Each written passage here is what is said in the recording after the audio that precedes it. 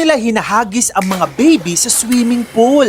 Mukhang shocking, no? Pero sa totoo lang, may dahilan kung bakit nila ito ginagawa. Tinatawag itong infant survival swimming. Ang idea, turuan ng mga baby na maging komportable sa tubig kahit bago pa sila matutong maglakad. Kasi ang interesting fact, ang mga sanggol ay may natural reflex kapag nasa tubig. Tinatawag itong diving reflex. Kapag nalubog ang mukha nila sa tubig, kusa silang nag-hold ng breath at nag-a-adjust ang katawan nila para hindi agad malunod. Ang training na ito, dahan-dahang tinuturuan ang mga baby na mag-float sa likod, mag-roll para makahinga at manatiling kalmado sa tubig. Kaya sa maraming bansa, ang isa sa common accident sa bata ay drowning sa pools o tubig. Kaya kahit mukhang nakakatakot sa una, ang pagtuturo sa mga baby na lumangoy ng maaga ay para matutunan nilang mabuhay sa tubig. Isang skill na maaaring magligtas ng buhay nila balang araw.